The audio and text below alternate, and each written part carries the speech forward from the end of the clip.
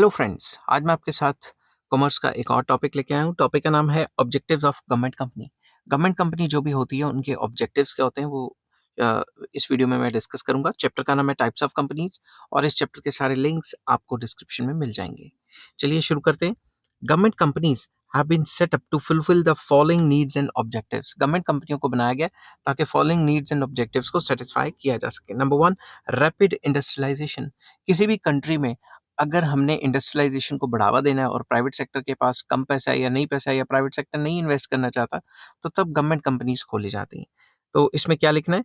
Government companies were set up to develop the basic and heavy industries like iron and steel, oil and natural gas, power generation and infrastructure. तो basically government companies setup की जाती हैं ताकि basic and heavy industries को, जो base industries हैं, उनको setup किया जा सके।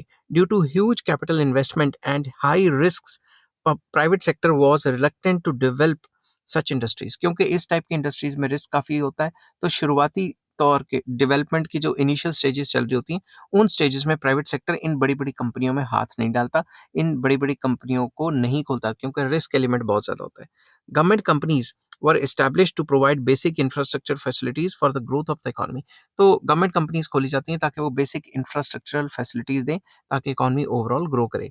These companies have helped to bridge the gaps in industrial infrastructure.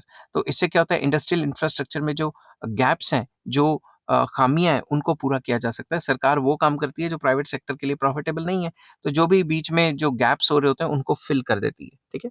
Next आ जाता है कैपिटल फॉर्मेशन। इन्वेस्टमेंट काफी ज्यादा होती है। ठीक है।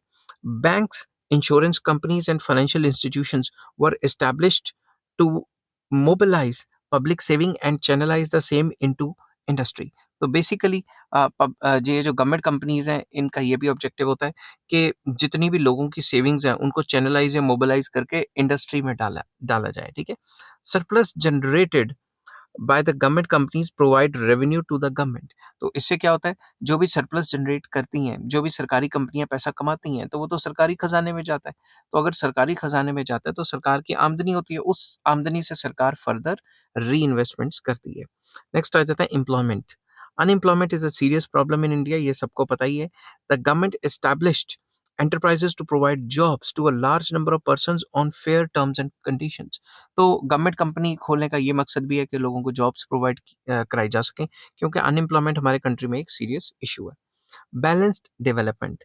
Government enterprises were established in the backward areas to ensure balanced development of different regions. तो बेसिकली गवर्नमेंट ने क्या है, पिछड़े हुए रीजन्स, बैकवर्ड रीजन्स में जा जाके अपनी कंपनियां खोली ताकि उन लोगों को भी जॉब्स मिले और उन एरियाज में भी तरक्की आ जाए। नेक्स्ट होता है सेल्फ रिलायंस।